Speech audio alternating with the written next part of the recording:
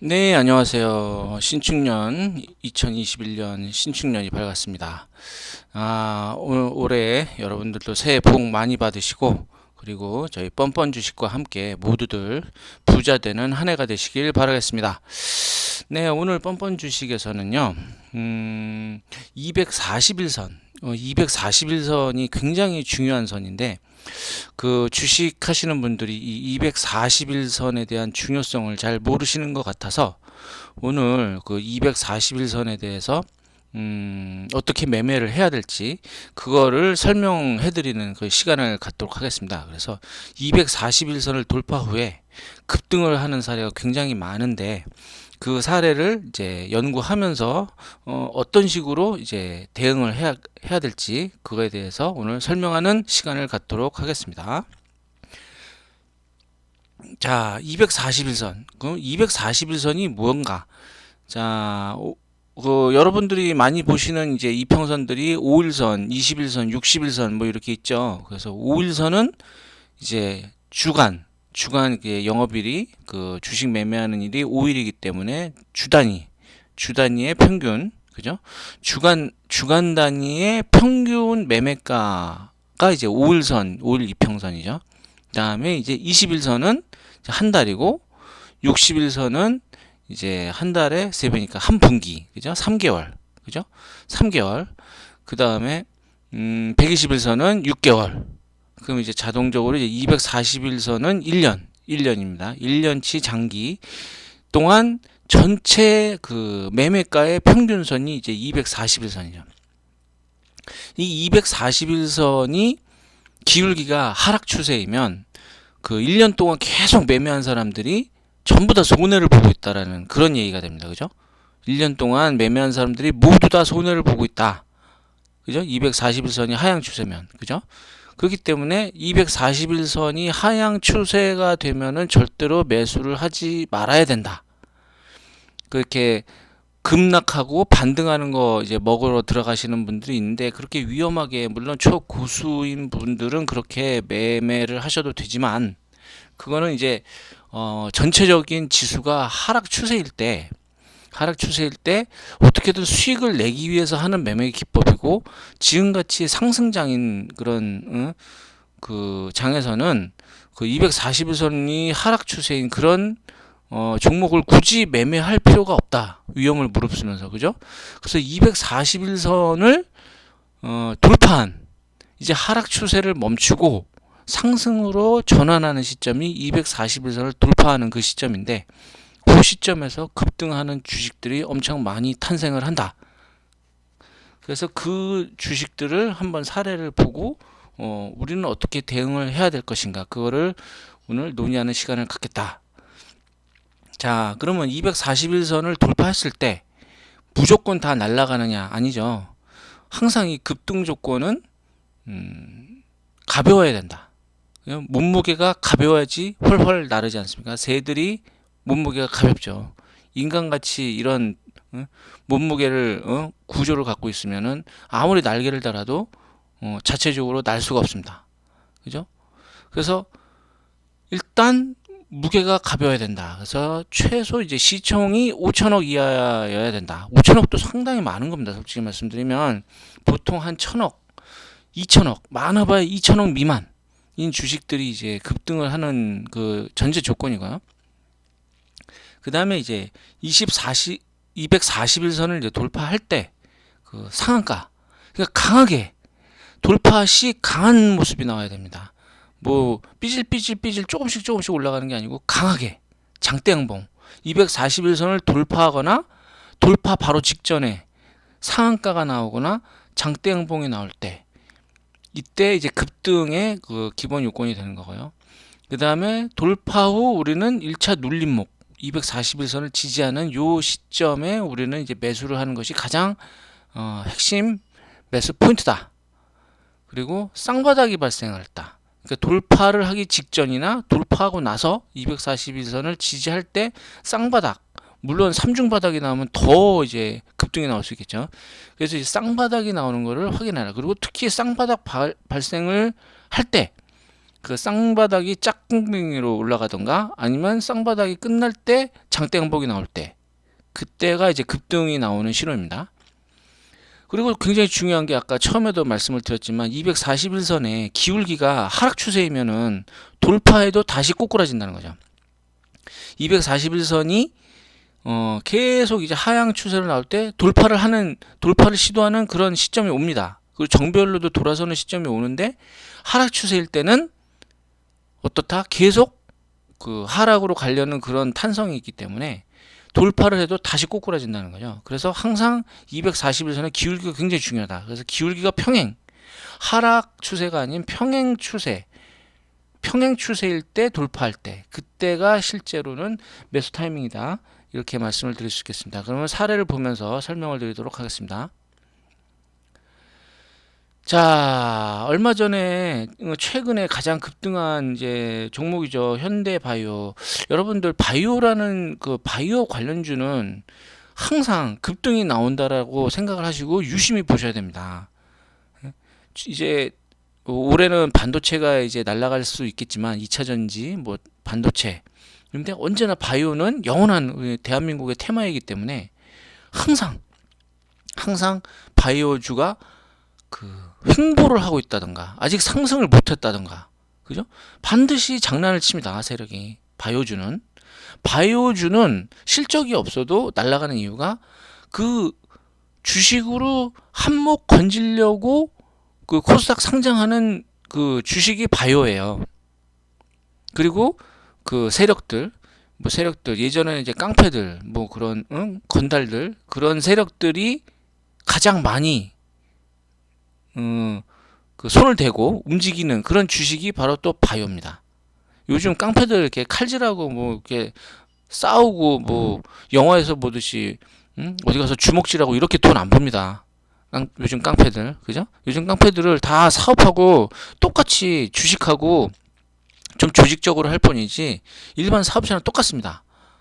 네? 합법적으로 어떻게든 그 돈을 벌려고 많이 노력을 해요. 옛날처럼 뭐 누구 가가지고 손가락 부러뜨리고 이런 짓 이제 잘 안 합니다. 왜냐하면 그거 굉장히 위험하잖아요. 경찰서 갔다 와야 되고 감옥 갔다 와야 되고 왜 그런 쓸데없이 그런 행동을 하면서 돈을 법니까? 무식하게.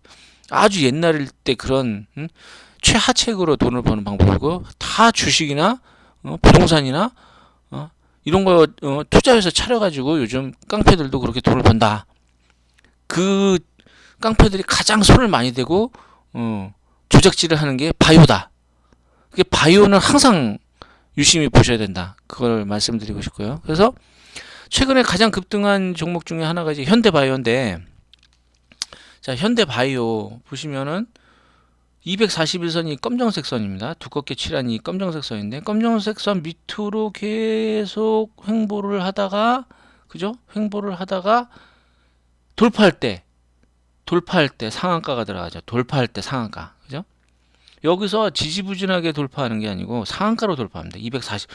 왜 이 밑에서는 가만히 있다가 왜 돌파할 때 하필 상한가가 나오느냐. 이게 바로 신호라는 거죠. 241선 난 치고 올라갈 거야. 온 세상에 알리는 겁니다. 그죠? 그래서 곧바로 양음양 나오면서 날아갔다.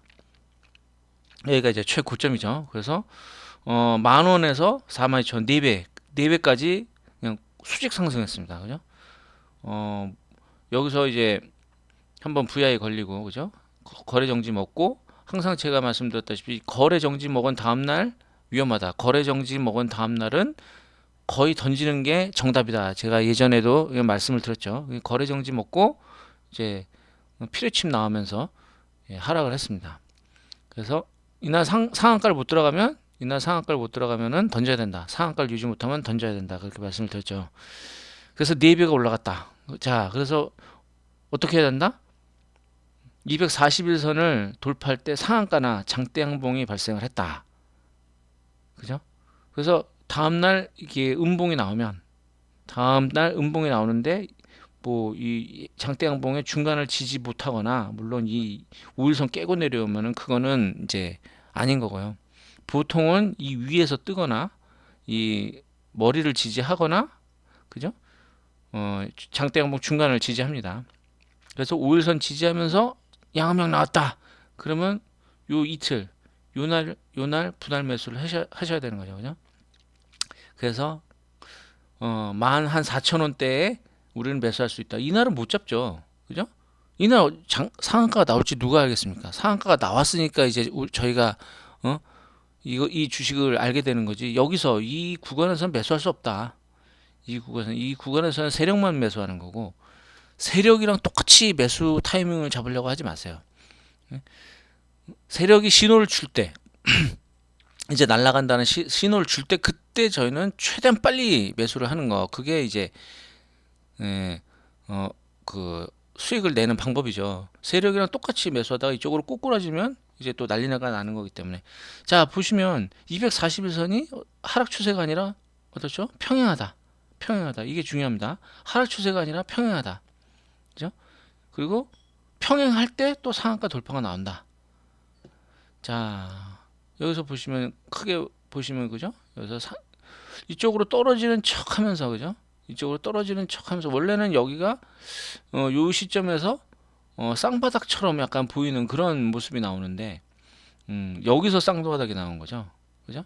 여기서 쌍바닥 한번 하락하고 또 하락을 줬다가 올라가면서 여기 그러니까 쌍바닥이 나오는 시점 끝나는 시점에 장대양봉이나 상한가 나오면 급등이다. 제가 앞장에서 말씀드렸죠. 예, 쌍바닥 패턴을 보이면서 급등이 나오는 장대양봉 나오면 급등으로 이어진다. 그래서 이런 종목들을 이날은 못 잡기 때문에 그죠? 이날은 못 잡 물론 운이 좋아서 잡을 수도 있겠지만 이날은 못 잡기 때문에 그 다음 날을 노려라. 음봉 나올 때 이날 매수를 하셔야 되는 거죠. 그 다음 날 또 우선 지키면서 양음양 장대 양봉 나오면 이날 또 매수를 해야 된다. 그다음에 시속 잘 아시는 시속 그 올해 초반에 엄청 이제 날라갔던 아니 초반이 아니라 여름이죠. 여름 8월달 2020년 8월달에 그 급등주의 한 테마를 자리 잡았던 이제 시석입니다. 시석 보시면 돌파 21선을 돌파하고 눌림목을 첫 번째 눌림목을 줬습니다. 눌림목을 주고 그리고 우일선이 이게 밑으로 하락 추세를 보이지 않았어요. 그 눌림목이 굉장히 강한 거죠, 그죠? 물론 241선 평행한 시점이고 그 다음에 돌파 직후 눌림목을 줬는데 눌림목이 거의 눌림이 발생하지 않았다. 그죠? 그 241, 21, 5일선이 거의 평행하게 5일선이 특히 평행하게 횡보하는 이런 게 이제 강하게 가는 거죠. 그래서 돌파 후 5일선을 지지했다. 그 다음날 상한가 들어갔다. 그럼 상한가 들어가면서 곧바로 이제 점상 들어가면서 올라갔죠. 네. 그리고 여기서 거래 정지 한번 나왔죠. 그죠? 점상으로 가다가 거래 정지 한번 먹고 그 다음날 또 상한가를 들어갔지만 이날이 이제 매도 타이밍이다. 그죠? 점상이 나오다가 장대양봉을 그리면 이건 매도 타임입니다. 그러니까 지금까지 추세와 완전 다른 추세가 나온 거잖아요. 여기서도 점상이 들어갔어야지 되는 거죠. 그죠? 계속 점상 나오다가 그죠? 여기서도 점상이 나와야 되는데 장대양봉으로 했어요. 장대양봉이 나온다는 거는 추세가 바뀌었다는 겁니다. 물량을 턴다는 거예요, 이게. 그래서 여기서 거래량이 엄청 터지면서 올라가는 장대양봉은 매도 신호다. 여기 상한가 들어갔다고 해가지고 이거를 상따하거나 홀딩을 하시면 안 된다. 최대한 최고점에서 팔아야 된다는 거죠. 그래서 이 시스웍은 눌림목을 준 상황에서 이제 수많은 매수 타임을 줬다. 그래서 돌파 후 첫 번째 눌림목, 돌파 후에 첫 번째 눌림목이 매수 찬스다. 요 사례로 이제 시스웍을 말씀드렸습니다. 자, 그 240원 이게 AD 테크놀로지 이 주식도 이제 급등 사례인데 보시면은 자 241선 밑에서 쌍바닥이 나왔죠. 쌍바닥 나오면서 쌍바닥이 끝날 때 급등이 나왔죠. 아직 241선을 돌파를 못했어요. 돌파했다 살짝 빠졌는데 요때 장대양봉이 나온다. 그러면 어떻게 된다? 계속 급등은 간다. 그죠? 계속 급등 간다. 그리고 5일선하고 21선을 동시에 돌파하는 이런 모양을 보일 때가 상당히 급등, 그러니까 5일선 하나만 돌파하거나 21선 하나만 돌파하는 것보다 두 개를 동시에 돌파할 때 다중 돌파라고 그러는데, 다중 돌파라는 게 이제 5일선 매물과 21선 매물을 모두 소화했다라는 뜻이거든요. 그죠? 그러니까 급등이 나올 수밖에 없는 그런 상황입니다. 이해 가시나요? 이 평선을 하나가 아니라 두 개, 5일선, 21선, 61선, 3중을 돌파하거나, 그건 그 매물대, 그 60일 동안, 20일 동안, 5일선 동안의 그 매물을 모두 소화했다라는 그런 뜻이기 때문에 이평선을 많이 돌파할수록 급등이 나온다. 그런 개념으로 이해를 하시면 될 것 같아요. 그래서 그 쌍바닥이 나오고 장대양봉이 나온 사례 앞에서도 나왔죠. 현대바이오랑 똑같은 사례입니다. 그래서 이 종목은 이제 그 급등 전에 그 241선 돌파 전에 장대양봉이 나오고 지금 241선이 상승으로 돌아섰어요. 그죠? 상승으로 돌아섰다. 여기서도 이미 상승 추세였습니다. 그렇기 때문에 날아간다. 241선 추세와 장대양봉, 241선 추세와 장대양봉이 중요하다는 걸 말씀드렸습니다.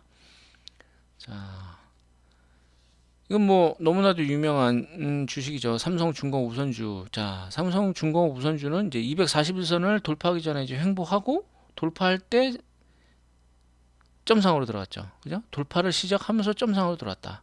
이미. 그래서 지금 보시면은 매수 타이밍을 거의 잡을 수 없게 만들었습니다. 그죠? 매수 타이밍이 거의, 자, 이 주식도 여기서 이제 몇 번 거래 정지를 먹었는데, 거래 정지 먹은 다음 날 위험하다. 근데 상한가를 유지했다. 그러면 홀딩. 그죠? 그래서 이 다음 날은 계속 모니터링 하셔야 돼요. 이 상한가를 들어가도 빠지는 경우가 있기 때문에. 그죠? 여기서 이제 잠자리가 나왔죠. 그 다음날 잠자리 나오고 또 거래 정지를 먹었는데, 이 다음날 이제 폭락을 하게 되는 거죠.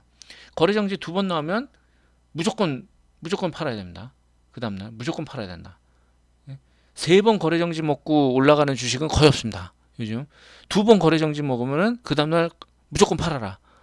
그렇게 룰을 잡으시고, 물론 그런 주식을 여러분이 잡으실 수 있는지 모르겠지만 평생 뭐 이런 주식을 얼마나 잡겠습니까? 근데 자, 삼성중공 우선주는 돌파 시점이 아니고, 그죠? 돌파 시점이 아니고 지금 여기서 보면 매집봉이 나왔어요. 매집봉. 예? 그 영망치, 꼬리 긴 윗꼬리 긴 영망치가 나왔는데, 자, 241선을 두 번 터치했습니다. 그죠? 두 번 터치하고 돌파하는 것 같은데 하고 쭉 빼고, 그죠? 돌파하는데 하고 쭉 빼고, 그죠? 이때 거래량이 많이 터지고 이제 올라갑니다. 그래서 5일선하고 21선이 이제 수렴하면서 점점점 이제 상승하면서 241선에 수렴해가는 요 시점이 이제 매수 타이밍이죠. 근데 이었다가 또 밑으로 꼬꾸라지는 경우가 많기 때문에, 솔직히 말씀드리면 이 종목은 매수 타임을 잡기가 너무 어려운 주식이다. 그 진짜 초고수인 분들이나 이런 그런 징조를 파악하고 이거 매집봉이 나왔네, 241선을 계속 돌파하는 척하면서 빼네, 그런데 빠지진 않아.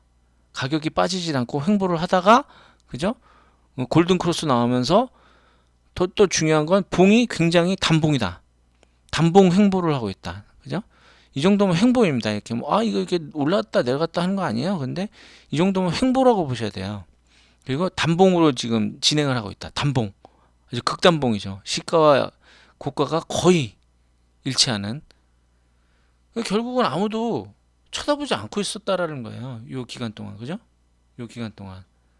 이 봉이 짧다라는 건 그 매수세 매도세가 거의 없다라는 뜻이거든요. 근데 물량을 장악했다라는 뜻이고, 그래서 단봉 횡보가 나오는 종목들은 굉장히 중요합니다.